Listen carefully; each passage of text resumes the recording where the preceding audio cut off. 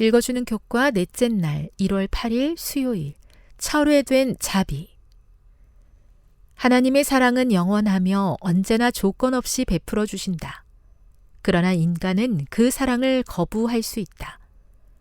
우리는 그 사랑을 받아들이거나 거부할 수 있지만 이것도 오직 우리가 그 어떤 일조차 하기 전에 먼저 하나님께서 당신의 완전하고 영원한 사랑으로 우리를 기꺼이 사랑하시기 때문이다.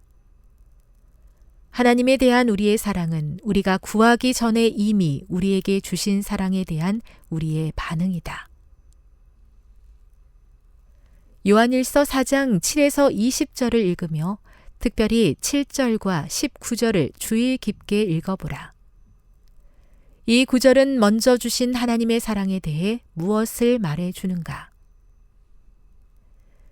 언제나 하나님이 먼저 사랑하신다. 하나님께서 우리를 먼저 사랑하지 않으셨다면 우리는 그분을 사랑할 수 없다.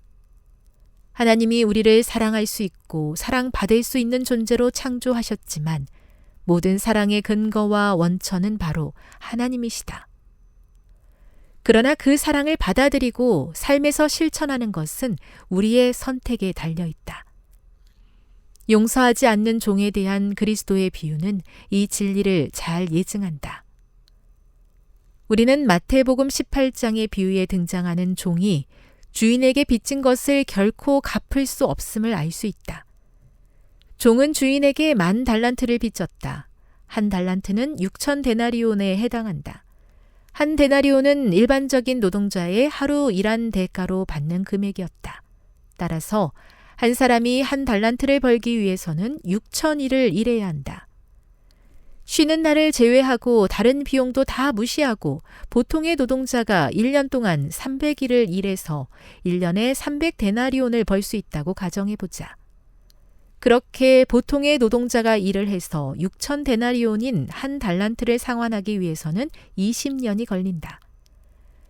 그렇다면 10,000달란트는 평범한 노동자가 20만 년을 일해야 벌 수 있는 돈이다. 다시 말해 이 종은 그 빚을 결코 갚을 수 없었다. 하지만 주인은 종을 불쌍히 여겨 그 엄청난 빚을 기꺼이 탕감해 주었다.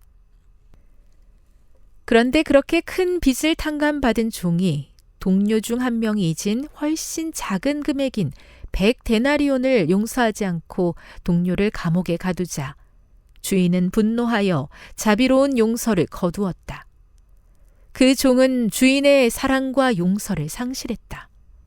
하나님의 긍휼과 자비는 결코 다함이 없지만 사람은 끝내 하나님의 사랑과 긍휼의 혜택을 거부하고 심지어 상실할 수도 있다. 교훈입니다.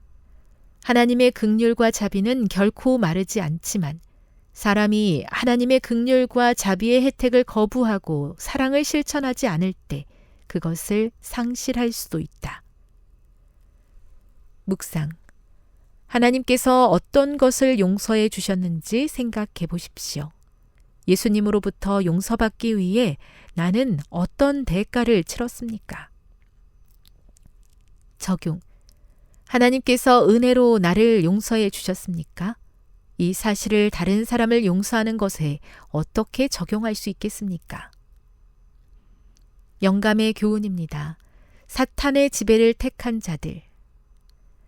사단을 택한 자들은 그들이 선택한 주인, 즉 우리의 첫 조상을 타락하게 한 자의 정신을 드러낼 것이다.